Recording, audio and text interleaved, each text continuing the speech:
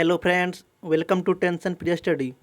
दोस्तों, मैं पांडव कुमार आप लोगों का फिर से स्वागत करता हूं टेंशन फ्री स्टडी में। दोस्तों, आज हम लोग जो है क्लास 10th का जो है एक चैप्टर का नाम है रासायनिक अभिक्रिया एवं समीकरण। उसी चैप्टर का जो है हम कुछ क्वेश्चंस लेकर आए हैं जो कि बेसिक रूप से जो है आप लोगों के एग्ज़ाम में, क्लास 10th के एग्ज़ाम में जो है बोर्ड एग्ज़ाम में क्या कहते हैं, मतलब सब्जेक्टिव टाइप क्वेश्चंस में जो है यह प्रश्न पूछ लिया जाता है। तो आप लोग समझिए कि रासायनिक अभिक्रिया किसे कहते हैं। यदि आपसे यह प्रश्न पूछा जाए कि रासायनिक अभिक्रिया किसे कहते हैं, तो आप लोगों को जो है यह बताना है।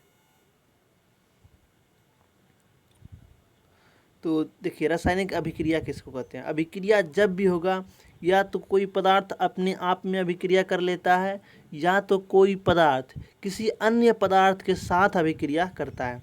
तो आपका जो परिभाषा हो जाएगा, जब दो या दो से अधिक, या जब दो पदार्थ या दो से अधिक पदार्थ, ध्यान से सुनिए और इसको आप रिवीजन कीजिएगा 2 बार। जब दो या दो से अधिक या स्वयं के साथ अभिक्रिया करके अलग गुणधर्म वाले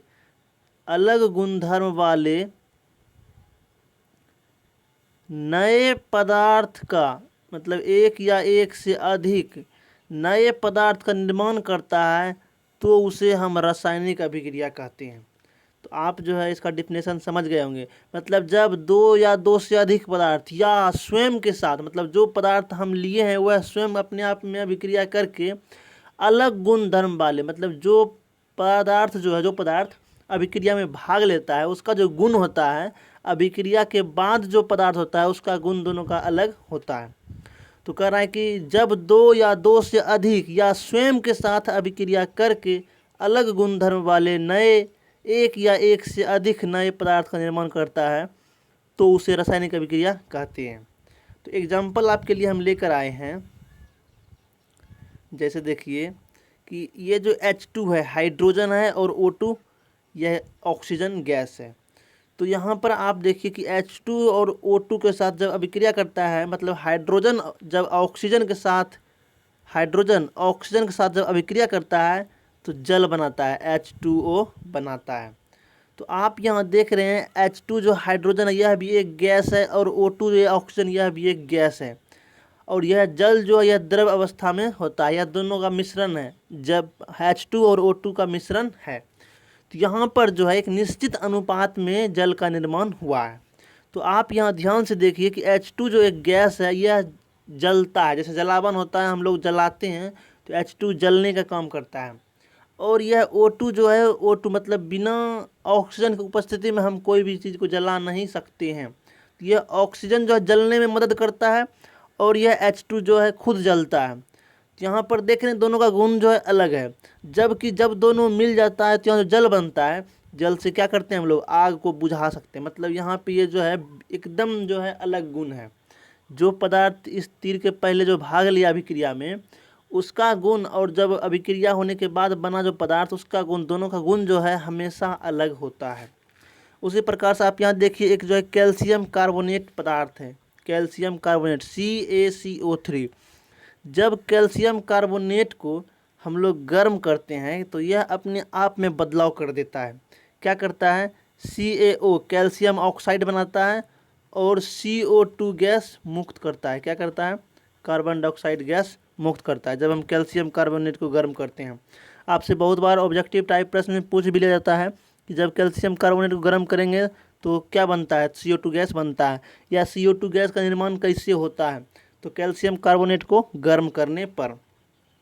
अब हम आपके लिए नेक्स्ट क्वेश्चन जो लेकर आए हैं वो आपका है कि अवक्षेपण अभिक्रिया किसे कहते हैं।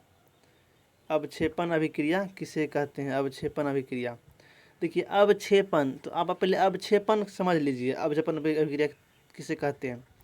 देखिए जब कोई भी अभिक्रिया होता है, जैसे हम लोग जो कोई भी पदार्थ दो मिलाते हैं, या खुद स्वयं पदार्थ एक ही पदार्थ हो, या दो हो, दो से अधिक हो, जो भी पदार्थ हो, तो उसमें जो है अभिक्रिया के बाद जो नया पदार्थ बनता है, तो अभिक्रिया के बाद जो नया पदार्थ बना वो तो बन ही गया, लेकिन जो वो जिसमें हम बनाते हैं वो जो विलयन होता है उसमें दही जैसा सफ़ेद पदार्थ अवशेष रह जाता है, मतलब उसमें बच जाता है।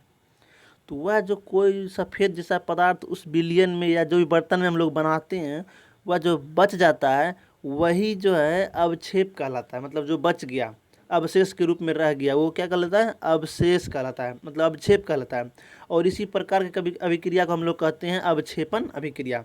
मतलब वैसी अभिक्रिया जिसमें एक पदार्थ दूसरे पदार्थ के साथ अभिक्रिया करके या करने के पश्चात विलयन में दही जैसा सफ़ेद पदार्थ अवशेष के रूप में रह जाता है या अवशेष रह जाता है। तो इस प्रकार के अभिक्रिया को अवक्षेपण अभिक्रिया कहते हैं। और वह जो पदार्थ बचता है उसको हम लोग बोलते हैं अवक्षेपी पदार्थ। अब देखिए आप लोग के लिए एग्जाम्पल लेकर आए हैं। यह एग्जाम्पल है कि जब सोडियम क्लोराइड के जलीय विलयन में, सोडियम क्लोराइड होता है NaCl, आप लोगों को पता है। सोडियम क्लोराइड के जलीय विलयन में जो है जब सिल्वर नाइट्रेट का सूत्र होता है AgNO3 को डालते हैं, मतलब डाला जाता है, तो विलयन में AgCl मतलब सिल्वर क्लोराइड का दही जैसा अवक्षेप बनता है। यह जो है एग्जाम्पल जो हमने आपको दिया है, यह एग्जाम्पल बहुत बार एग्ज़ाम में पूछा गया और यही एग्जाम्पल लगभग पूछा जाता है। आप अन्य एग्जाम्पल भी लेकर दे सकते हैं। कहता है जब सोडियम क्लोराइड के जलीय विलयन में सिल्वर नाइट्रेट को डाला जाता है तो विलयन में AgCl सिल्वर क्लोराइड का अवक्षेप बनता है, दही जैसा सफ़ेद अवक्षेप बनता है। इस बात का भी आप ध्यान रखिएगा। तो यहाँ देखिए हम आपके लिए इसका जो है रिएक्शन भी लेकर आए हैं कि ये जो है NaCl यह एक जलीय विलयन है, जलीय के रूप में होगा। मतलब आप लोगों को पता है सोडियम क्लोराइड जो साधारण नमक का सूत्र होता है, सोडियम क्लोराइड, और नमक जो है जलीय अवस्था में भी रह सकता है गलने के बाद। तो इसमें जब हम लोग AgNO3 सिल्वर नाइट्रेट मिलाते हैं तो यहाँ पे देखिए AgCl का क्या बना है? अवक्षेपित पदार्थ बना है, अवक्षेपित पदार्थ। और NaNO3 सोडियम नाइट्रेट बना है। यहाँ जो AgCl जो है आपका बच जाता है विलयन में, उस बर्तन में जिसमें हम लोग रिएक्शन करते हैं, और सफ़ेद के रूप में और थोड़ा क्या कहते हैं ठोस के रूप में जो है बच जाता है। तो उसी को हम लोग बोलते हैं अवक्षेपित पदार्थ, और इस प्रकार के अभिक्रिया को बोलते हैं अवक्षेपण अभिक्रिया। तो यदि आप लोगों को एग्जाम्पल की ज़रूरत पड़ जाए तो आप यही एग्जाम्पल दीजिएगा कि अवक्षेपण अभिक्रिया किसे कहते हैं। तो हम उम्मीद करते हैं कि आपको ये दोनों क्वेश्चन जो है बहुत बढ़िया से आसानी से समझ में आ गया होगा। यदि आप लोगों का कोई भी परेशानी हो तो आप जो है वीडियो के कमेंट बॉक्स में लिख कर बताएं, और आप किस टॉपिक पर वीडियो चाहते हैं वह भी बताएं। हम आपके उन टॉपिक्स पर वीडियो बनाने की कोशिश करेंगे। तो हम लोग मिलते हैं फिर अगली वीडियो में।